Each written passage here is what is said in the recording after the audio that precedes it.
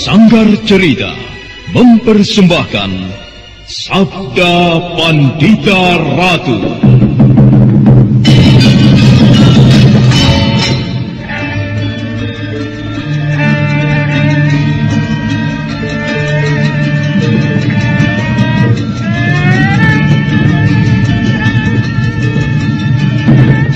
Sabda Pandita Ratu, sebuah kisah penuh dilema, tragedi cinta anak manusia, perebutan tahta, mabuk harta dan duniawi, serta silaunya kehormatan, di mana keangkara murkaan merajalela karena dendam yang membara. Kisah ini berlatar belakang berdirinya Singasari. Ken Arok, dialah pemuda yang merekuk pahit getirnya kehidupan. Namun sebenarnya, dialah yang harus melaksanakan sabda-sabdanya. Perjalanan sengsaranya adalah awal untuk meraih keberhasilan, untuk menuju kejayaannya di saat Singasari berdiri.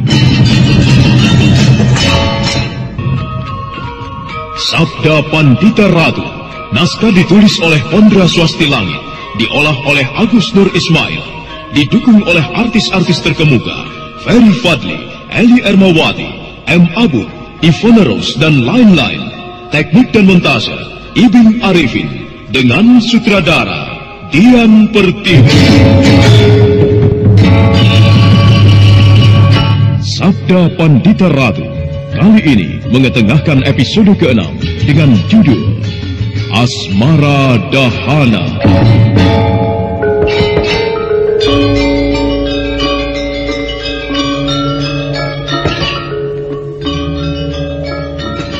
Dalam seri ke-175 ini, dengan para pemain, Wenda Lubis sebagai Senopati Narasinga, M. Abud sebagai Ken Arok, Ferry Fadli sebagai Kamaswara, dan pengantar cerita, Asdi Suhastra.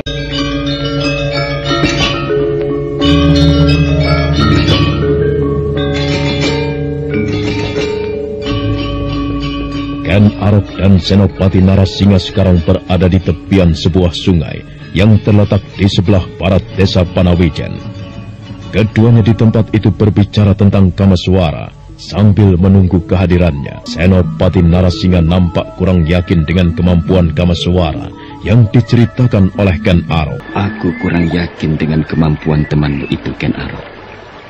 Aku bicara yang sebenarnya, Kakang. Kamaswara memang seorang pemuda yang hebat dan memiliki kemampuan yang luar biasa. Aku belum bisa mempercayai kalau belum melihat dengan mata kepalaku sendiri bagaimana kemampuanmu. Di dunia ini tidak ada yang mustahil, Kakang Narasinga. Selama sesuatu itu bisa disentuh dan dilihat dengan mata, maka aku yakin hal itu bisa saja terjadi. Kisah Balangit seorang manusia biasa, begitu juga dengan Kamaswara. Jadi kukira tidak ada yang aneh kalau temanku dapat mengalahkan laki-laki tua berkepandaian tinggi itu. Rupanya di luar sepengetahuanku banyak hal-hal aneh yang terjadi. Ken Arok, lihat, temanmu datang. Selamat datang di tempat yang kujanjikan ini, Kamaswara. Apa sebenarnya yang kau inginkan dariku, Ken Arok? Tenanglah, jangan kau bakar dulu hatimu. Kita bisa bicara secara baik-baik. Dan kukira bukankah itu yang kita inginkan? Kita berpisah sudah cukup lama. Apa salahnya kita tunda dulu persoalan yang kita hadapi? Kita tidak perlu bertele-tele, Ken Arok. Bicara saja apa yang ingin kau katakan. Atau lakukan saja apa yang ingin kau lakukan. Keadaan kita sekarang bukan lagi untuk berbasa-basi. Baik. Baiklah. Aku akan mengajukan 2 pertanyaan padamu. Dan kukira ini sangat penting artinya bagimu. Bicaralah apa yang ingin kau katakan. Pertama, seperti janjimu padaku, bahwa kau akan pergi ke sebuah teluk. Nah, sekarang jawablah. Apakah kau tidak jadi ke sana? Artinya membatalkan rencana itu karena kecantikan Kendedes. Tidak. Aku tidak bermaksud membatalkan rencanaku. Biar bagaimana aku akan tetap datang. Aku masih memegang janji itu, Ken Arok. Bagus. Kalau kau masih setia pada janjimu. Dan yang kedua, aku hanya ingin mengatakan bahwa Kendedes tidak berhak menjadi milikmu. Apa maksudmu mengatakan demikian, Ken Arok? Bukankah kau tahu sendiri bahwa Kendedes sudah menjatuhkan pilihannya padaku? Hal itu sudah aku ketahui. Tetapi biar bagaimanapun, Kendedes tidak mungkin menjadi milikmu yang abadi. Dan yang berhak atas Ken Dedes adalah aku. Tidak. Ken Dedes tidak boleh menjadi milikmu. Kameswara, kenapa kau jadi lupa? Sekarang coba ingat-ingat kembali. Peristiwa apa yang pernah kau alami di air terjun Kambang Ayun? Tentunya kau masih ingat siapa orang yang berhak atas Maharani Sri Sanjaya Warsa. Ingat-ingat kembali peristiwa itu, Kameswara. Peduli setan dengan persoalan itu. Aku sudah memutuskan diri untuk tetap mendampingi Ken Dedes, apapun yang terjadi. Tidak. Kau tidak bisa membohongi diri. Aku yakin kau dapat mengakui siapa sebenarnya aku ini. Ingat, Kameswara. Kau tidak boleh menutup hati. Ikhlaskan saja Ken Dedes menjadi pendampingku, karena dia memang milikku. Peristiwa di Kambang Ayun adalah kenyataan yang tidak dapat dipungkiri. Kita memang sama-sama mengalami hal itu. Rakai Walengpu Kumbayone. Tidak. Tidak. Sekalipun kau titisan Rakai Walengpu Kumbayone, aku tetap akan mempertahankan Ken Dedes dan tak akan kubiarkan dijamah oleh laki-laki lain. Apakah aku harus mencari cara lain untuk mendapatkan apa yang kuinginkan? Apakah kita harus berperang tanding? Itu memang satu cara yang terbaik. Dan aku kira aku sangat menyetujuinya. Aku terima tantanganmu. Ayo. Kakang Senopati Narasingha, menyingkirlah. Aku akan memberi pelajaran kepadanya. Keluarkanlah seluruh ilmu simpananmu, Ken Arok. Aku sudah tidak sabar ingin membuktikan siapa di antara kita yang lebih unggul untuk memiliki Ken Dedes. Tentunya aku, Kameswara. Karena akulah yang berhak. Jangan banyak membual, singa padang karautan. Buktikan kata-katamu bahwa kau mampu melawanku. Ayo, keluarkan semua taring-taringmu. Tunjukkan keperkasaanmu. Baik, aku memang harus membuktikannya. Perkelahian tak dapat dielakkan lagi. Dengan kehebatannya, Kameswara menerjang Ken Arok. Begitu juga dengan pemuda padang karautan itu. Dia menyambut serangan musuhnya dengan dahsyat. Perkelahian dua orang berilmu tinggi itu membuat Senopati Narasingha tercengang dan terpaku, tak bisa berkata apa-apa. Rasanya sulit dipercaya pertarungan itu. Keduanya benar-benar berilmu tinggi. Untuk yang kedua kalinya aku percaya dengan kata-kata Ken Arok bahwa Kameswara mempunyai kemampuan ilmu kanuragan yang cukup tinggi. Beruntung sekali aku dapat menyaksikan pertarungan yang dahsyat itu. Apa yang dilakukan oleh Ken Arok? Kenapa dia mundur? Wah, tatapan matanya benar-benar tajam dan liar. Hatiku jadi semakin berdebar-debar melihatnya. Rupanya kita mempunyai kemampuan yang sama, Kameswara. Mukjizat yang kau dapatkan dari air terjun Kambang Ayun ternyata bukan omong kosong.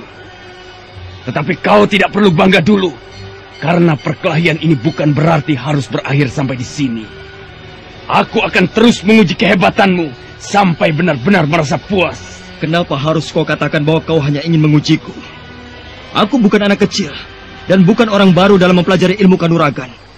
Keluarkan saja seluruh kemampuanmu, dan aku tidak akan beranjak dari tempat ini sebelum mengatakan kalah, atau kalau perlu bersimbah darah. Kenapa harus sejauh itu?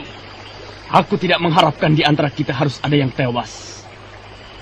Ingat, Kameswara, kita ini sahabat. Kita adalah dua kekuatan yang harus muncul di jagat bumi. Tapi sayang sekali. Ternyata kita tidak mempunyai hati yang sepaham. Kita sama-sama mempunyai keinginan yang serupa. Sungguh naif sekali kedengarannya. Sudahlah, Ken Arok. Kita di sini bukan untuk berbincang-bincang atau membicarakan masalah lain. Kita di sini untuk menunjukkan kemampuan kita masing-masing. Ayo, bersiap-siaplah lagi. Hup. Rupanya kau masih penasaran ingin mengalahkan aku. Baik, ayo kita bersiap-siap. Ken Arok segera mundur selangkah. Setelah jarak di antara keduanya merasa cukup, mereka pun memasang kuda-kudanya masing-masing. Suasana nampak hening. Mata Kameswara menatap dengan tajam. Begitu juga dengan Ken Arok. Tatapannya liar bagai seekor singa yang menanti mangsanya. Sesaat lamanya mereka terdiam, dan pada saat berikutnya,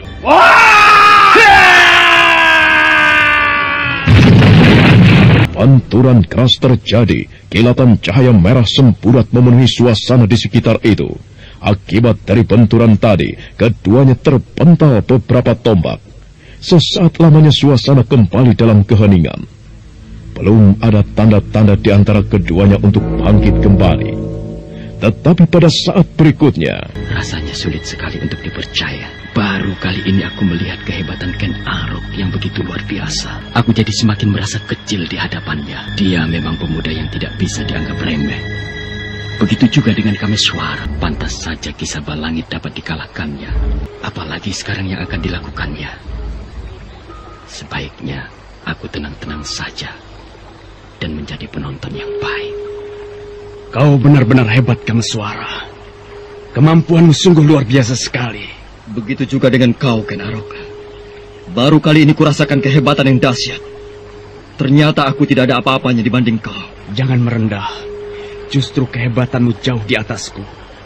Pantas saja Kisah Balangit tidak mampu menghadapimu. Aku bukan apa-apa, tetapi justru kaulah yang paling hebat. Apa artinya Kisah Balangit jika berhadapan dengan singa liar dari padang karautan?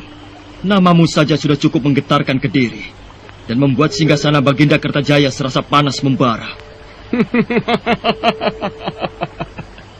Rasanya tidak layak kalau kau terus memujiku. Apakah perkelahian akan kita hentikan sampai di sini saja? Tidak. Pertarungan ini harus tetap berlanjut. Kita harus buktikan siapa yang pantas dianggap perkasa. Aku atau kau, Ken Arok, singa liar padang karautan. Pertarungan ini jelas tidak akan ada habis-habisnya. Dan mungkin akan berlangsung berhari-hari. Aku tidak peduli. Sampai kapanpun selesainya pertarungan ini, harus tetap berlangsung. Kita bertanding bukan hanya untuk menunjukkan keperkasaan kita masing-masing. Tapi lebih dari itu, kita mempunyai tujuan yang lain, yaitu memiliki Ken Dedes. Nah, siapa yang menang, dialah yang berhak memilikinya. Apakah kata-katamu keluar dari lubuk hatimu, Kameswara? Sekalipun aku merasa tidak suka dan keberatan atas sikapmu yang mengusik ketenanganku. Tetapi aku ikhlaskan kalau pada akhirnya Ken Dedes harus jatuh dalam pelukanmu. Aku senang mendengar ketulusan hatimu. Sekalipun kedengarannya terasa berat. Sudahlah, kau tidak perlu memancing-mancing kemarahanku. Ayo, bersiap-siaplah lagi. Hup. Baiklah, Kameswara. Kembali keduanya mengatur jarak. Wajah Kameswara nampak tegang. Bibirnya bergetar, seolah-olah tengah merapal mantra. Begitu juga dengan Ken Arok. Sesaat lamanya mereka terdiam. Tapi tiba-tiba saja, oh, tubuh Kameswara berubah menjadi 3. Benar-benar sebuah ajian yang langka. Bagaimana mungkin dia bisa melakukan hal itu? Tapi, kenapa Ken Arok tidak terkejut sedikit pun melihat hal itu? Apakah dia pun menguasai ajian seperti Kameswara? Bagaimana, Ken Arok?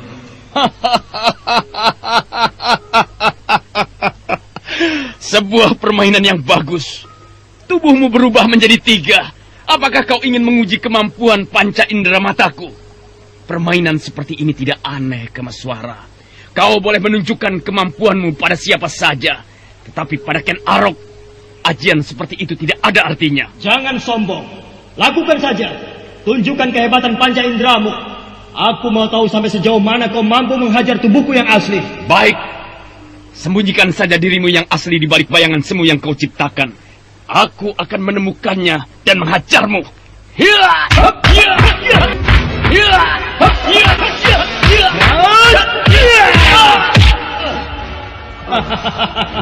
Bagaimana, Ken Arok? Kau masih penasaran? Kurang ajar. Kau memancing kemarahanku, Kameswara. Percuma, Ken Arok. Sebaiknya katakan bahwa kau kalah. Dan setelah itu tinggalkanlah tempat ini. Ken Dedes tak akan menjadi milikmu. Tutup mulutmu. Aku belum apa-apa, Kameswara. Jangan bangga dulu karena kau berhasil mengecohku. Sekarang bersiap-siaplah lagi. Hup! Wah, celaka. Ken Arok mengaum kembali. Itu pertanda kemarahannya memuncak. Kalau sudah begini, apakah Kameswara mampu menghadapinya? Suara Ken Arok seperti singa saja. Kalau tadi kau mampu mengecoh aku, maka sekarang jangan harap kau mampu lenyap dari tatapan mataku. Aku sudah dapat membaca mana tubuhmu yang asli, Kameswara. Maju saja, Ken Arok. Kau tidak perlu sesumbar seperti itu. Baik.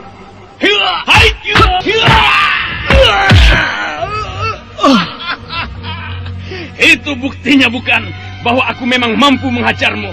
Sekarang dadamu terluka, Kameswara. Sebaiknya lenyapkan saja bayangan-bayangan semu itu. Dadaku terluka, keparat. Rupanya dia bisa melihat mana tubuhku yang asli. Bersiap-siaplah lagi, Kameswara. Tubuhmu akan segera kucabik-cabik. Lihat tangan dan jari-jariku. Begitu kokoh bukan? Nah, terimalah serangan yang kedua ini. Kameswara masih berdiri dalam kuda-kudanya. Dia siap menyambut terjangan Ken Arok. Sekalipun Kameswara tahu jari jemari singa padang karautan itu tajam dan berbahaya. Dengan mengerahkan kehebatannya, Kameswara melompat menyambut serangan itu. Arok mengaum dengan dahsyat. Suaranya seakan-akan ingin menelan apa saja yang ada di sekitarnya. Matanya tajam, pertanda kemarahannya tak dapat dikendalikan lagi. Melihat hal itu, Kameswara hanya bersiap-siap sambil waspada penuh. Itulah buktinya bahwa aku mampu menghajarmu. Sekarang dadamu terluka, Kameswara. Sebaiknya lenyapkan saja kedua bayangan semu kau itu. Percuma kau pamer ilmu di hadapan Ken Arok. Dadaku terluka, keparat. Rupanya dia bisa melihat mana tubuhku yang asli. Aku harus menyembuhkan luka ini dulu.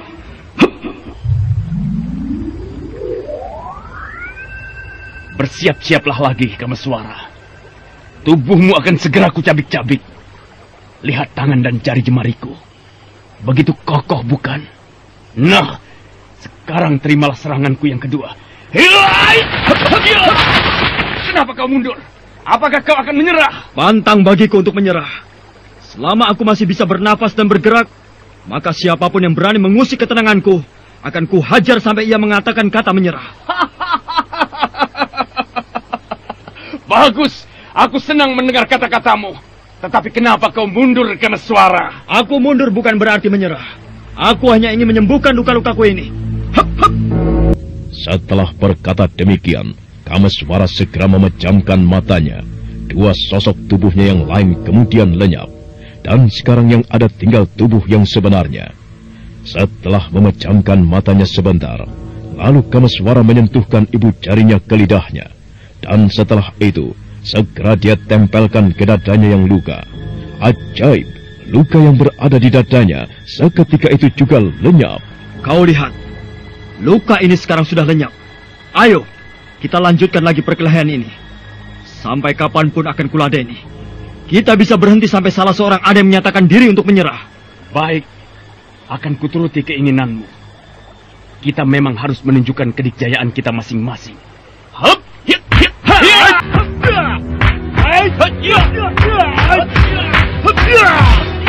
Perkelahian pun berlanjut kembali. Keduanya sama-sama tidak ada yang mau mengalah. Waktu terus beringsut dan tanpa terasa bulan sudah mengintip dari balik pohon-pohon jati. Kita tinggalkan sejenak perkelahian itu. Sekarang kita tengok suasana di Pondok Empu Purwa. Saat itu kan Dedes kelihatan cemas. Dia mengkhawatirkan sekali keselamatan Kameswara.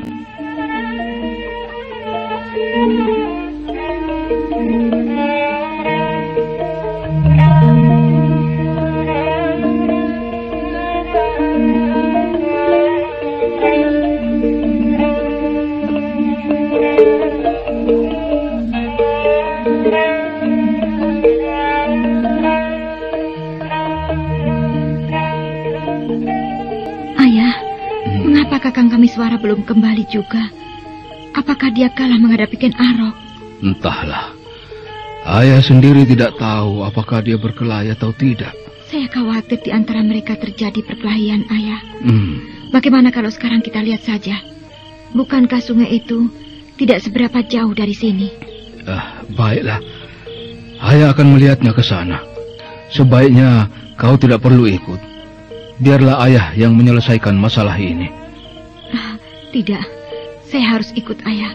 Saya harus tahu bagaimana keadaan Kakang Kameswara. Iya. Baiklah. Ayo, kalau begitu, sekarang juga kita berangkat. Iya, Ayah. Aku tidak yakin perkelahian itu akan berhenti dalam sehari. Mereka sama-sama tidak ingin mengalah. Dan sama-sama mempunyai kepandaian tinggi yang luar biasa. Kalau tidak ada orang yang melerainya, rasanya tidak akan berhenti. Apakah aku harus kembali ke pondok Ken Dedes untuk meminta ayahnya menghentikan perkelahian ini? Tidak. Untuk apa aku kembali ke sana? Lagi pula, ini kan urusan mereka. Kalau aku yang memisahkannya, rasanya juga tidak mungkin. Aku jadi belingsatan sendiri. Hei! Perkelahian itu pindah ke sana. Aku harus mengikutinya. Ayah, dengar itu. Aku yakin itu teriakan Kakang Kameswara dan Ken Arok. Mereka datangnya dari arah sana. Ayo, kita lihat. Itu dia, Ayah. Ternyata benar dugaanku bahwa yang berkelahi adalah Kakang Kameswara dan Ken Arok. Kita harus mencegahnya, Ayah. Perkelahian itu tidak boleh terjadi. Tenanglah Ken Dedes. Ayah mengerti apa yang harus ayah lakukan. Tapi aku sudah tidak sabar untuk mencegahnya, Ayah. Aku khawatir terjadi apa-apa terhadap Kakang Kameswara. Ayah mengerti. Sekarang lebih baik kau tenang saja. Tidak, saya tidak akan tenang selama Ayah belum bertindak. Kalau Ayah sengaja mengulur-ulur waktu, biarlah saya yang akan menghentikan perkelahian itu. Kakang Kameswara, hentikan perkelahian itu! Ken Dedes, mau apa dia datang kemari? Jangan lengah kau, Kameswara. Keselamatanmu tidak bisa terjamin. Hampir saja dadaku kena. Jangan mencari kelengahan orang kau, Ken Arok. Allah sendiri. Kenapa kau harus lengah? Kita sedang berkelahi untuk mencari kemenangan. Jadi apapun yang aku lakukan, tidak ada istilah curang. Ayo, kita lanjutkan. Jangan lengah saja. Tunggu! Kalian tidak bisa melanjutkan perkelahian ini. Apa sebenarnya yang kalian cari? Aku hanya sekedar memenuhi keinginannya, Ken Dedes. Dia menginginkan kau untuk menjadi istrinya, kemudian mengajakku untuk bertanding. Iya. Siapa yang menang, dialah yang berhak mendampingimu sebagai suaminya. Gila. Kalian anggap apa aku ini? Aku tidak mau dijadikan barang hadiah cuma untuk memenuhi keinginan kalian. Ken Arok, seharusnya kau sadar, bukankah aku sudah menentukan pilihan dan kau tidak berhak melakukan perbuatan seperti ini. Apapun yang kau peroleh dari perkelahian ini, aku tidak akan mengubah keputusanku. Baiklah. Mungkin sekarang aku tidak bisa memilikimu, tapi suatu saat kau harus menjadi pendampingku. Kameswara, ayo, kita lanjutkan perkelahian ini. Sekarang aku tidak mengharapkan hadiah dari kemenangan. Yang aku inginkan hanyalah nyawamu. Tidak semudah itu kau dapat melakukannya, sobat. Apa kau pikir nyawaku ini hanya seonggok sampah yang dapat kau hempaskan begitu saja? Kalau kau merasa bukan seonggok sampah, ayo, kita lanjutkan perkelahian ini. Tidak. Kalian tidak boleh melanjutkan perkelahian ini. Aku tidak mau ada darah yang tumpah di depan mataku. Kalau begitu, lebih baik menyingkirlah, Nona Manis. Aku pun tidak ingin perkelahian ini disaksikan olehmu. Sungguh jahat sekali kau, Ken Arok. Datang dengan cara yang tidak sopan, dan sekarang kau membuat masalah di sini. Begitukah watak-watak dari para prajurit Tumapel? Kau tidak boleh menyebutkan jabatanku sebagai prajurit, Ken Dedes. Masalah ini di luar dari keprajuritan. Aku tidak peduli. Yang jelas, yang melakukan masalah ini adalah orang-orang Tumapel. Aku benci terhadap kalian. Rupanya masalah kita agak terhambat, Kameswara. Tapi aku tidak peduli. Jika kau seorang laki-laki jantan, ayo, kita lanjutkan perkelahian ini. Apa kau anggap aku ini seorang wanita, sehingga kau berkata demikian? Barangkali saja kau berhati perempuan. Kalau kau seorang laki-laki, tunjukkan keperkasaanmu. Kurang ajar. Kau sengaja memancing kemarahanku, Ken Arok. Sudahlah, Kakang. Jangan kau ladeni. Ken Arok, sudahlah, jangan kau lanjutkan perkelahian ini. Aku laki-laki Kakang Narasingha. Pantang bagiku menyudahi perkelahian sebelum salah satu ada yang mengalah. Kalau begitu, kau saja yang mengalah agar semuanya jadi beres. Tidak. Sejak kapan Ken Arok mau mengalah pada musuhnya? Jangan sekali lagi ucapkan kata-kata itu, Kakang. Aku tidak ingin mendengarnya. Menepilah. Dan jangan ikut campur dengan urusanku. Arok. Ayo, kita lanjutkan ke Meswara. Hut! Tunggu. Kalian tidak boleh melanjutkan perkelahian ini. Sudahlah, Kendedes. Lebih baik kau menepi. Aku tidak ingin harga diriku jatuh begitu saja. Oh, jadi Kakang tidak ingin mendengarkan kata-kataku lagi? Baik, lakukanlah apa yang Kakang inginkan. Tapi ingat, jangan mencari-cari atau menanyakan aku lagi. Sekarang aku mau pergi. Kendedes, tunggu. Untuk apa Kakang mencegahku? Bukankah Kakang tidak ingin mendengarkan kata-kataku lagi? Tenanglah, Kendedes. Aku harap kau mengerti dan memahami masalah ini. Semua yang kulakukan ini demi kau, Kendedes. Demi orang yang kucintai. Kalau kau mencintaiku, turutilah kata-kataku. Jangan kau ladeni dia, Kakang. Karena semuanya tak akan selesai. Baik. Baiklah. Aku tak akan meladeninya. Dan ini kulakukan demi kau.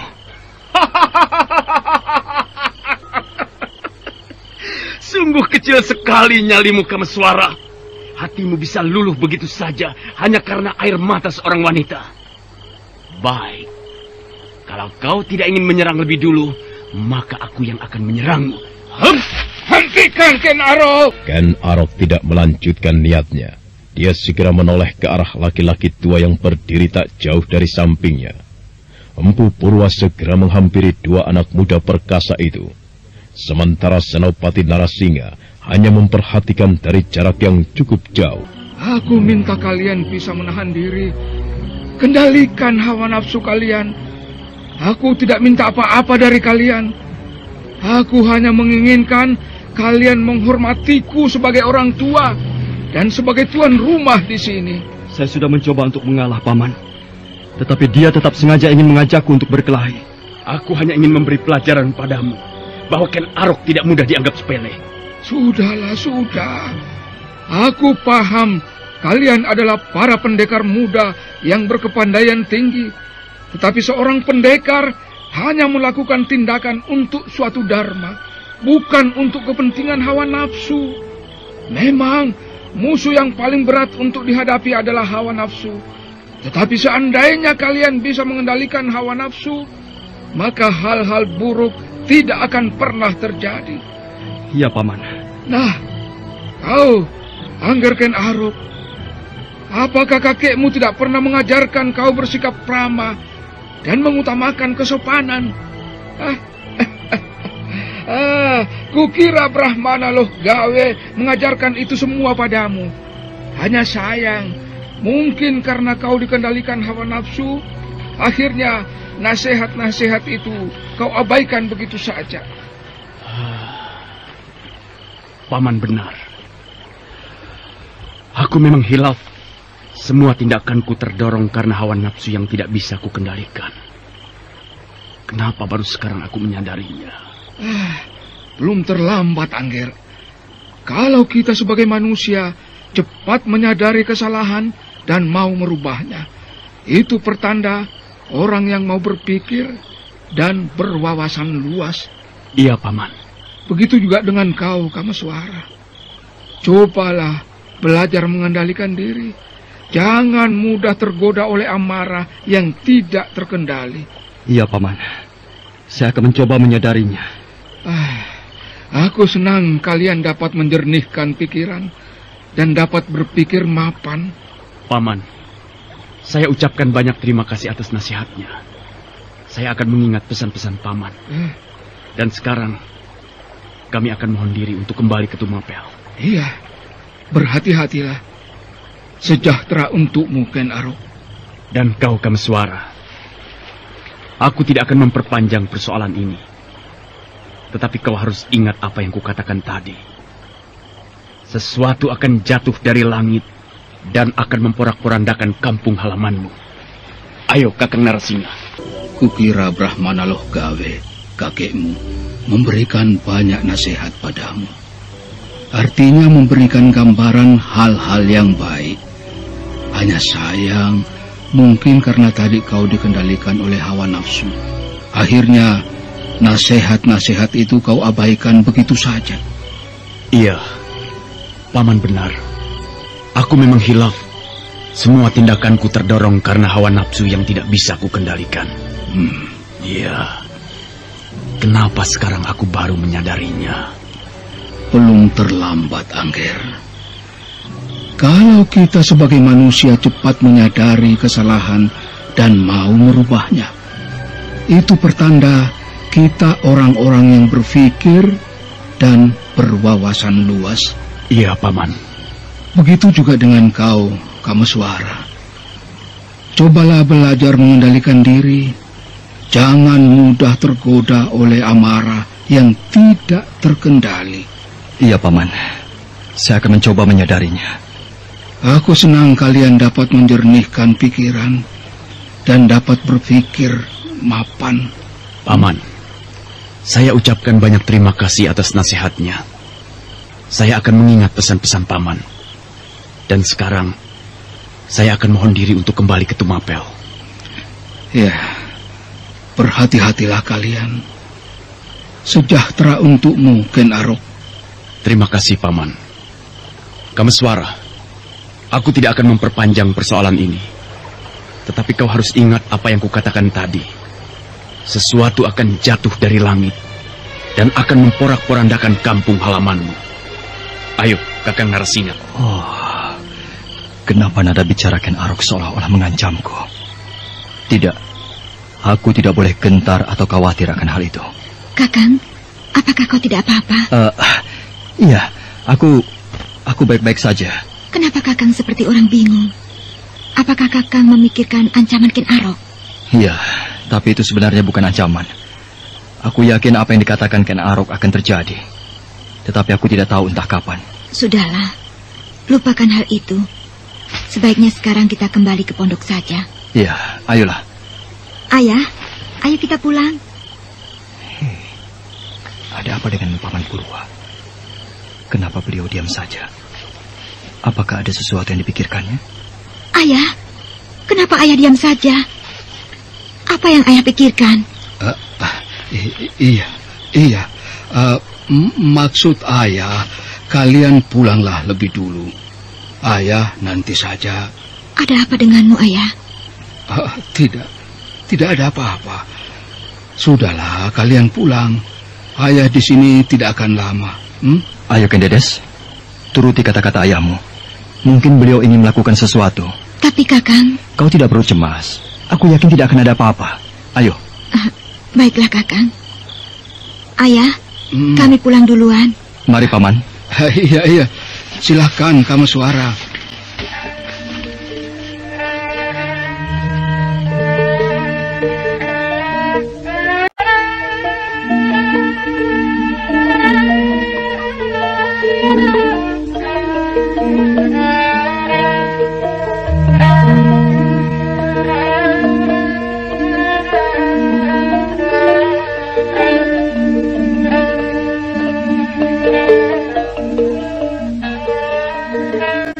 Dengan hati berat, Ken Dedes akhirnya menuruti kata-kata Kameswara untuk meninggalkan ayahnya sendirian di tempat itu.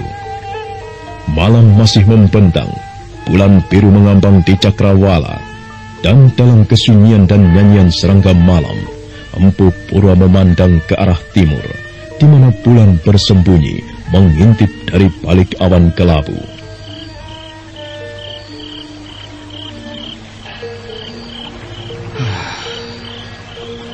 Kakang Brahmana Lokawe, kenapa tidak kau katakan bahwa Ken Arok pun titisan para dewa? Seperti halnya anakku yang membawa pertanda seperti itu.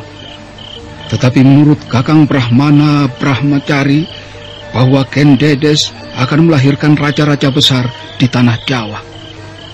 Tetapi siapa sebenarnya yang akan menjadi suami dari anakku? Apakah Ken Arok? Atau mungkin Kameswara? Rasanya tidak mungkin kalau Kameswara yang akan menurunkan anak-anak seperti yang dikatakan Kakang Brahmacari. Kenapa sampai sejauh ini aku belum menemukan jawabannya? Apakah ini rahasiamu yang maha agung? Padahal, kalau aku pikir tentang mimpi Ken Dedes, bahwa Kameswara adalah laki-laki yang pernah diimpikannya, itu berarti kehendak Dewata Agung. Tetapi kenapa harus muncul pemuda lain yang membawa pertanda seperti yang dimiliki anakku? Oh, Dewata Agung, berilah petunjuk padaku. Ken Dedes, bagaimana dengan ayahmu? Beliau dalam keadaan baik-baik, Kakang. Maksudku bagaimana semalam? Aku tidak tahu kalau beliau pulang. Ayah pulang pada tengah malam. Bibi Wringi yang membukakan pintu. Beliau dalam keadaan biasa-biasa saja. Artinya tak kurang satu apapun terhadapnya. Oh, syukurlah kalau memang demikian. Kau sendiri sekarang mau kemana? Aku mau mencari dedaunan untuk persiapan obat-obatan. Apakah kakak mau ikut? Tidak. Biar aku di sini saja. Baiklah. Kalau begitu aku pergi dulu. Iya, berhati-hatilah. Iya, Kakang. Oh, Ken Dedes. Penampilanmu membuatku tidak bisa melupakanmu. Kau begitu manja dan ramah. Dan aku suka dengan semua itu. Tapi, kenapa aku harus menghadapi keganjilan yang kau miliki? Oh, Dewata Agung. Apakah benar dia bukan milikku? Bukan jodohku? Kalau memang benar, kenapa aku harus mengalami peristiwa seperti ini terus-menerus? Sampai kapan aku akan menemukan kebahagiaan itu, Dewata Agung? Ada orang berkuda menuju kemari. Siapa orang itu? Iya, iya. Hup. Paman? Paman kuda Sumekar? Kameswara. Apa yang terjadi terhadapmu, Paman? Aku meninggalkan perguruan pesanggaran. Sesuatu telah terjadi di sana. Maksud Paman? Perguruan pesanggaran telah porak-poranda, Kameswara. Dan bukan hanya perguruan kita saja yang hancur, tetapi perguruan Palwasambu pun demikian. Sampai sejauh itukah peristiwa yang terjadi? Bukan hanya itu saja, Kameswara, tetapi pamanmu. Siapa maksud Paman? Apakah Paman Haryo Panumping? Iya, Haryo Panumping. Ada apa dengan beliau? Dia telah tewas. Kameswara tersentak kaget mendengar kabar dari kuda Sumekar. Dia seakan-akan tidak percaya dengan apa yang baru saja didengarnya. Ditatapnya dalam-dalam wajah orang yang berada di hadapannya itu. Kameswara seolah-olah ingin meyakinkan apa yang didengarnya. Aku tidak percaya dengan apa yang Paman katakan. Bagaimana mungkin Paman Haryo Panumping tewas begitu saja? Pamanmu memang tewas, Kameswara. Aku melihatnya dengan mata kepalaku sendiri. Lalu siapa yang membunuhnya? Boja Pradata dan Tranggono. Jahanam. Jadi Boja Pradata masih hidup, harus mencari mereka. Boja Pradata dan Tranggono harus mempertanggungjawabkan perbuatannya. Jangan terlalu tergesa-gesa, Kameswara. Aku masih dalam keadaan seperti ini. Jadi mereka yang telah menghancurkan perguruan pesanggaran. Siapa lagi yang menjadi korban akibat perbuatan mereka? Kebrutalan Boja Pradata, Paman. Adi Yuyu Rumpung dan beberapa murid perguruan lain. Benar-benar biadab perbuatan mereka. Rupanya Boja Pradata dan teman-temannya sengaja melakukan aksi seperti itu. Aku rasa mereka memang ingin balas dendam. Aku harus mencegahnya, Paman. Tenanglah. Kau harus bisa menahan diri, Kameswara. Aku sedang terluka. Tubuhku rasanya panas sekali. Mungkin Paman terkena racun. Iya. Aku memang sempat terkena pisau beracun Tranggono. Kau lihat saja punggungku. Kalau begitu Paman harus segera ditolong. Sebelum racun itu menjalar ke tempat lain. Aku akan meminta bantuan Paman Purwa. Sebaiknya berbaringlah di sini, Paman. Iya, Kameswara. Mudah-mudahan saja kau bisa menolongku. Aku tidak ingin racun ini menjalar ke tempat lain. Iya, Paman tenang-tenang saja dulu di sini. Aku kira Paman Purwa bisa menolongmu. Kameswara segera melangkah ke dalam pondok. Sementara kuda Sumekar berbaring dengan wajah pucat. Dia sepertinya merasakan racun itu mulai menjalar ke seluruh tubuhnya. Dan tanpa disadarinya, dia pun terkulai pingsan. Inilah paman saya, Paman Purwa. Kelihatannya ia tertidur. Tidak, Paman. Belum lama ia berbicara denganku. Paman kuda Sumekar. Oh, Paman, tubuhnya sangat panas sekali. Apakah racun itu telah menjalar ke seluruh tubuhnya? Tenanglah. Kau tidak perlu cemas. Aku akan menolongnya. Tolong kau bawa kemari dedaunan itu. Aku akan menyuapinya. Ramuan dedaunan ini adalah penawar racun yang menjalar di urat-urat tubuhnya. Kakang, ada apa? Oh, Kendedes, kau sudah kembali. Ini pamanku. Pamanmu? Kenapa dengan beliau? Dia terluka akibat pisau beracun. Sesuatu telah terjadi di perguruan ayahku. Ada peristiwa apakah, Kakang? Perguruan Pesanggaran telah diporak-porandakan oleh bocah Pradata. Iya, kukira dia dendam terhadap ayahku. Untunglah pamanmu selamat. Tapi bagaimana dengan Rahastri Kandi dan Kakang Boken Siwi, Kakang? Itulah yang belum aku ketahui. Ya, mungkin setelah Paman Kuda Sumekar siuman, barulah aku akan menanyakannya. Mudah-mudahan saja mereka dalam keadaan baik-baik, Kakang. Aku pun berharap demikian, Kendedes.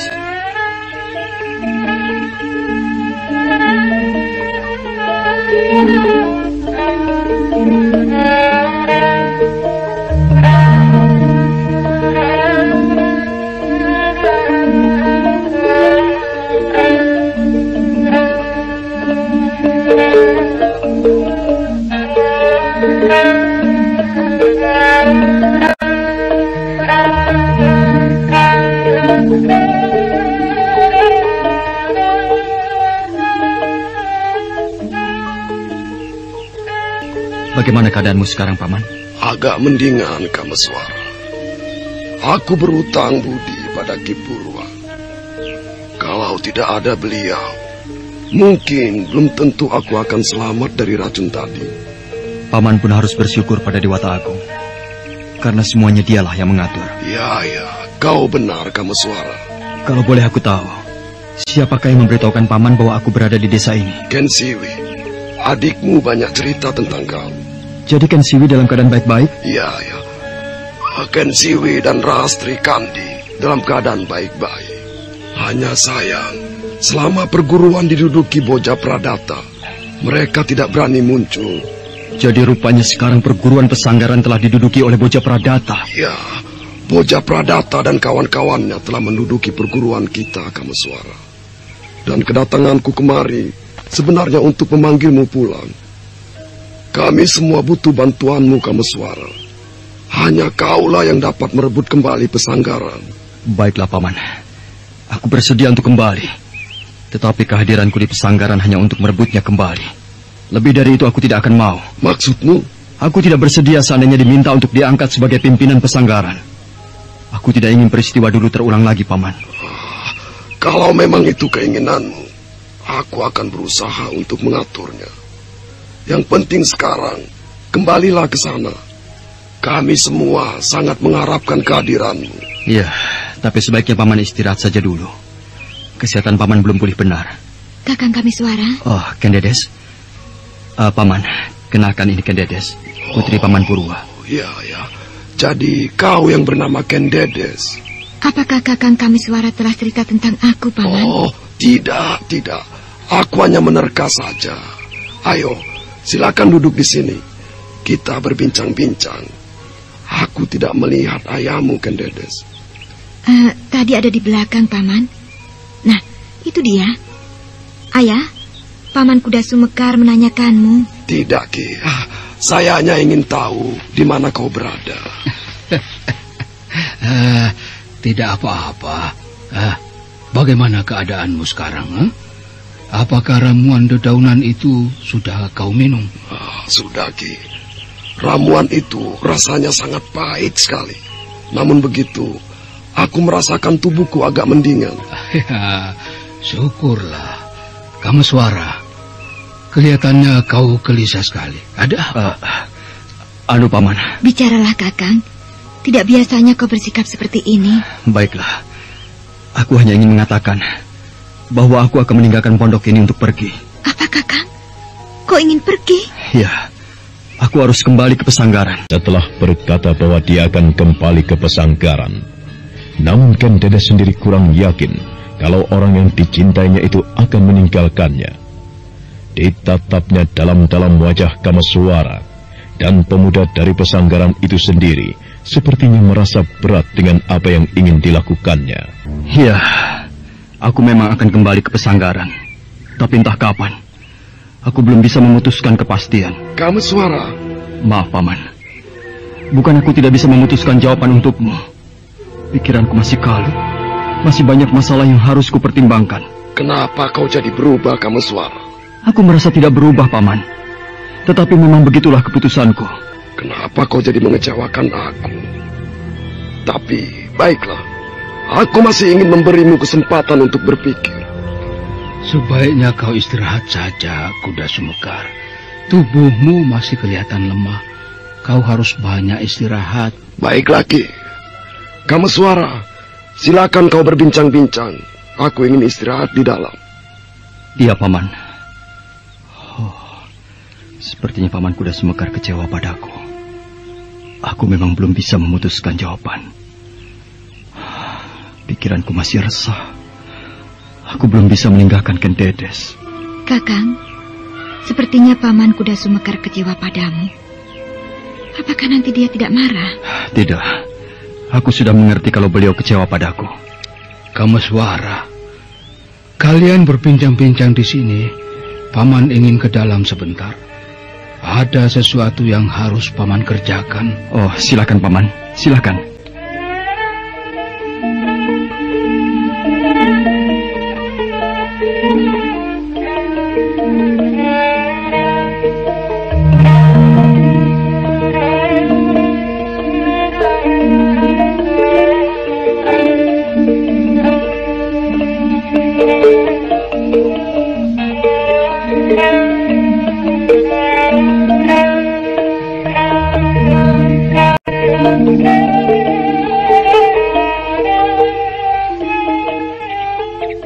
Kakang Kameswara, sepertinya tadi kau begitu keras ingin kembali.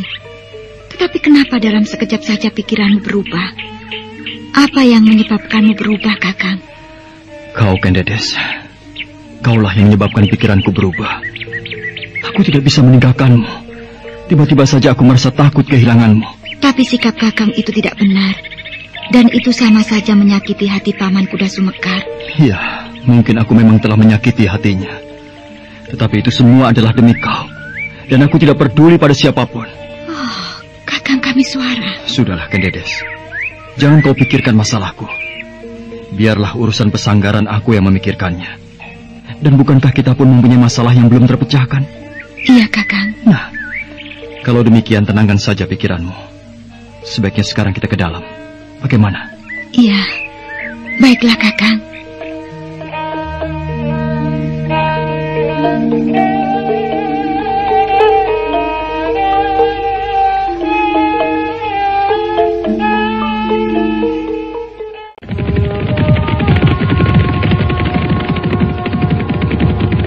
Bagiku ini sebuah perjalanan yang menyenangkan dan sekaligus membawa pengalaman yang lain.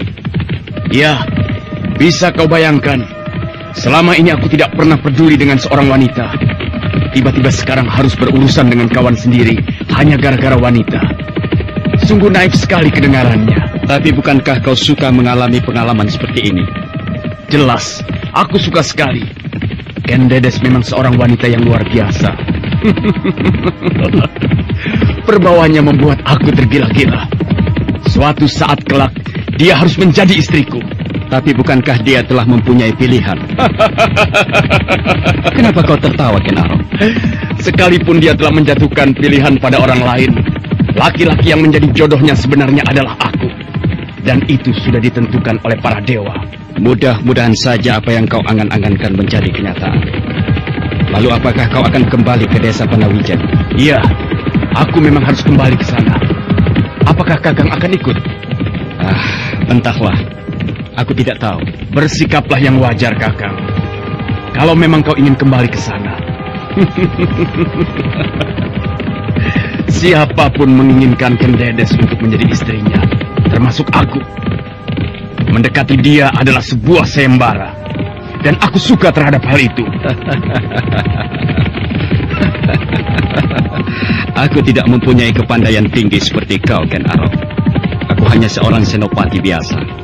Senopati yang tidak mempunyai kepandaian apa-apa. Kakang jangan terlalu merendah kalau pada kenyataannya bahwa Kakang adalah senopati yang hebat. Hiya, hiya, hiya, hiya, hiya.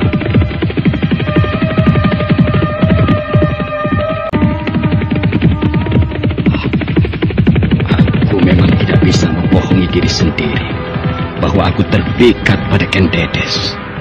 Tetapi apakah mungkin gadis cantik itu akan menjadi milikku? Sainganku adalah orang-orang yang hebat. Oh, Ken Dedes, wajahmu begitu membuatku pusing dan tidak bisa tertidur sekejap pun. Kenapa aku tidak tahu sejak dari dulu bahwa di desa Panawijen ada seorang gadis cantik seperti bidadari.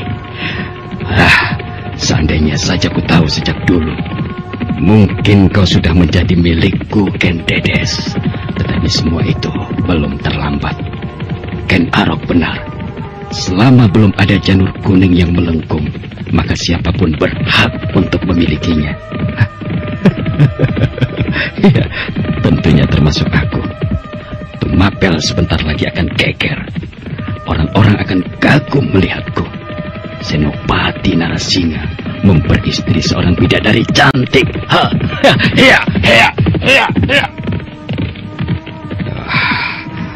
Namun sekarang yang harus aku pikirkan, bagaimana caranya melawan kedua sainganku.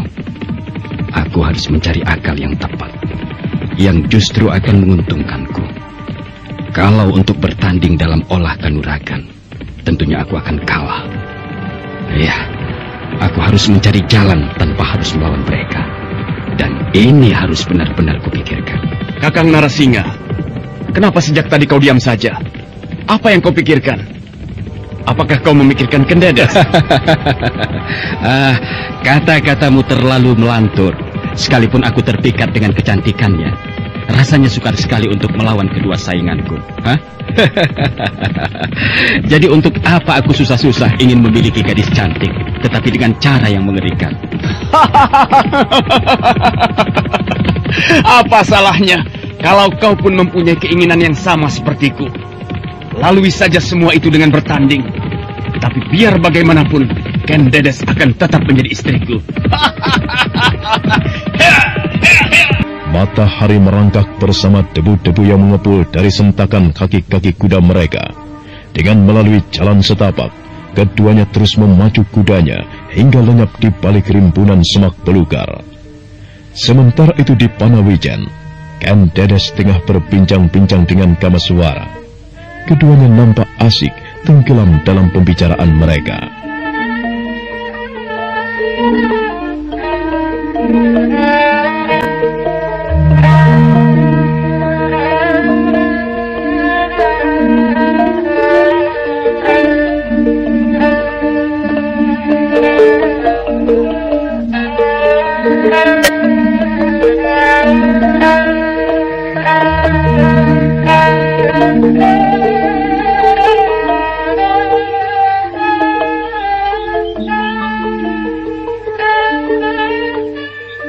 Kakang, apakah kau tidak marah jika aku menanyakan seseorang? Kenapa aku harus marah? Toh kau hanya sekedar bertanya. Bicaralah, siapa orang yang akan kau tanyakan? Aku khawatir Kakang akan kecewa atas pertanyaanku. Tetapi Kakang tidak perlu menilaiku yang bukan-bukan. Aku hanya sekedar ingin tahu. Bicaralah, aku tidak akan marah dan juga tak akan kecewa. Benar? Iya, aku berjanji. Baik, aku mau bertanya tentang pemuda yang bernama Ken Arok. Apa? Ken Arok? Untuk apa kau menanyakan tentang dia? Ingat, bukankah Kakang berjanji tidak akan marah seandainya aku bertanya? Lagi pula, aku tidak mempunyai maksud apa-apa terhadap orang itu. Kenapa tidak kau tanyakan tentang orang lain saja, bukan tentang Ken Arok? Apakah kau mulai terpikat? Kakang, kenapa kau berkata begitu? Bukankah tadi sudah kukatakan bahwa aku tidak mempunyai maksud apa-apa terhadap Ken Arok?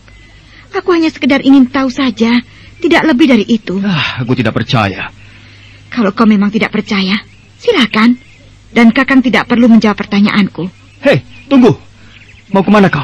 Aku ingin menemani Bibi Wlingi di belakang. Nanti dulu. Bukankah kita tengah berbincang-bincang, Ken Dedes? Kukira kita tidak perlu berbicara. Kakang lebih mementingkan perasaan Kakang ketimbang perasaanku. Bukankah tadi sudah kukatakan bahwa aku tidak mempunyai maksud-maksud tertentu terhadap orang yang kita bicarakan. Tetapi Kakang terlalu mau menang sendiri. Apakah salah jika aku cemburu, kemudian takut kehilanganmu? Cemburu itu tidak salah, Kakang. Aku pun pernah demikian. Tetapi setidak-tidaknya kau bisa mengendalikan diri. Sudahlah. Lupakan saja. Biarkan aku pergi. Oh, jangan. Baiklah. Aku akan menjawab semua pertanyaanmu tentang siapapun, termasuk tentang Ken Arok. Kalau sudah begini, rasanya sudah tidak enak lagi untuk berbicara, Kakang. Kita harus berusaha untuk mengendalikan keadaan, Ken Dedes.